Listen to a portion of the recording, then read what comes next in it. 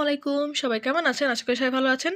ছোট সুন্দর একটা রেসিপি নিয়ে আজকে রান্না করব ইলিশ মাছ বড়ি আলু দিয়ে। এখানে আমি ইলিশ মাছ নিয়েছি এবং এখানে নিয়েছি কুমড়ার বড়ি।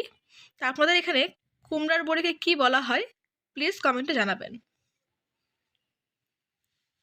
এরপরে এখানে নিয়েছি আলু, যেহেতু আজকে আলু এবং বড়ি দিয়ে ইলিশ মাছ রান্না করব, আলুগুলোকে আমি কিউব করে কেটে নিয়েছি। এখানে নিয়েছি রসুন বাটা হাফ টেবিল চামচ, নিয়েছি আদা বাটা 1 টেবিল চামচ, এখানে নিয়েছি গুঁড়া মশলা, হলুদের গুঁড়া 1/4 চা চামচ, শুকনো মরিচের গুঁড়া 1 চা চামচ, লবণ স্বাদ মতন। ঝালের পরিমাণটা যে যার মতন করে কমিয়ে বা বাড়িয়ে নিতে পারেন। এবং রান্নার জন্য তেল তো লাগবেই। তো চলুন কথা না বাড়িয়ে চলে যাওয়া যাক রান্নার প্রিপারেশনে। বড়িগুলোকে ভেজে নিব। সামান্য তেলে বড়িগুলোকে আমি একটু ফ্রাই করে নিচ্ছি। এখন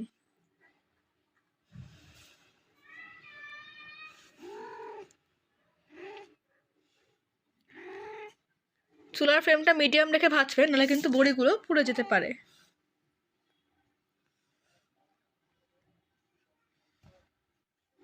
একটু উল্টে পাল্টে ভেজে নেবেন যাতে বড়ির কাঁচা ভাবটা চলে যায়।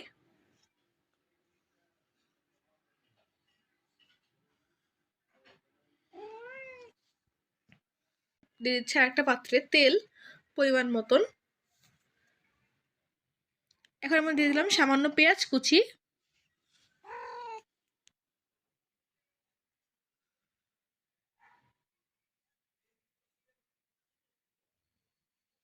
তো পেঁয়াজটাকে আমি হালকা নরম হয়ে যাওয়া পর্যন্ত ভেজে নিচ্ছি।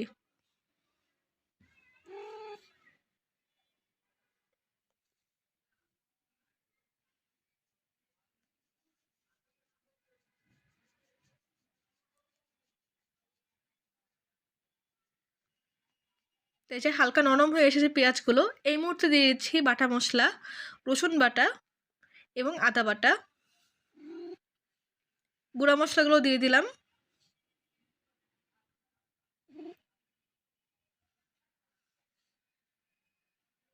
পানি অ্যাড করে দিলাম যাতে মশলাগুলো পুড়ে না যায়। এখন মশলাটাকে ভালো করে কষিয়ে নিব।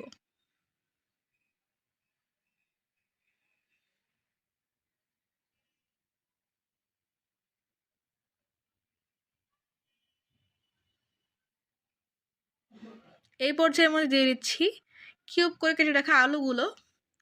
এখন আলু দিয়ে মশলাটাকে ভালো করে কষিয়ে নিব।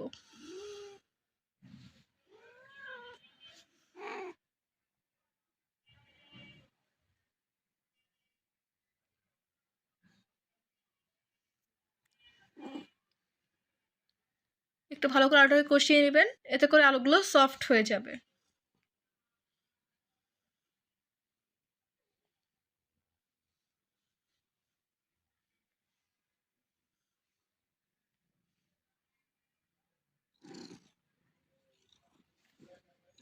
তো এই পর্যায়ে আমি আরেকটু পানি অ্যাড করে দিচ্ছি যাতে আলুগুলো পুড়ে না যায় এবং মশলা যাতে পুড়ে না যায় সেই কারণে।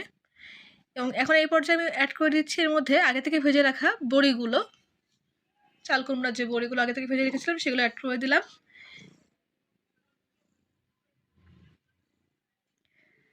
তো এখন এই আলু বড়িকে মশলার সাথে আরও কিছুক্ষণ কষিয়ে নিব।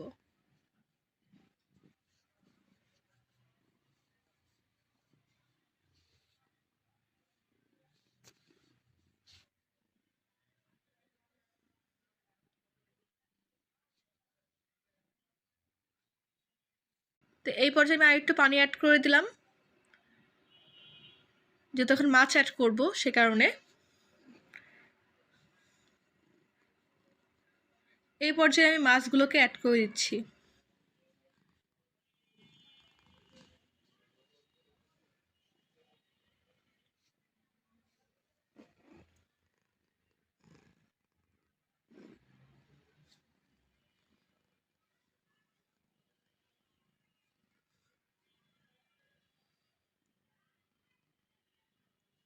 তো মাছগুলো দেওয়ার পরে খুব সাবধানতার সাথে নাড়বেন, নাহলে কিন্তু ভেঙে যাবে।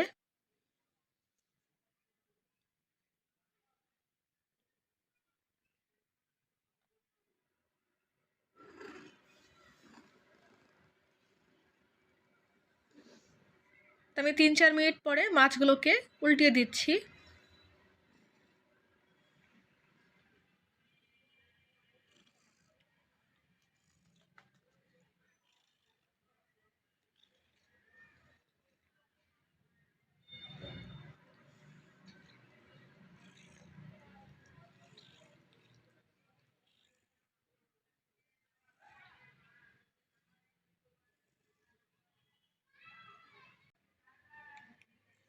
তো এই পর্যায়ে আমি অ্যাড করে দিচ্ছি পরিমাণ মতন পানি। তারপরে যতটুকু পানির প্রয়োজন পানি অ্যাড করে নেবেন।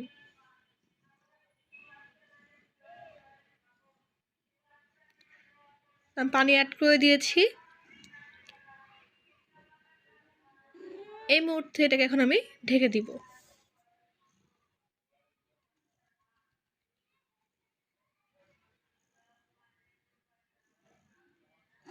চেক করতে আসলাম। তো কিছুক্ষণ পর পর এসে এরকমভাবে নেড়ে যাবেন।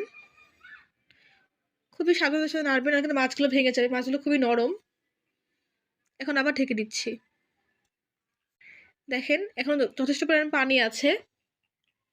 আমি আর একবার একটু নেড়ে দিচ্ছি।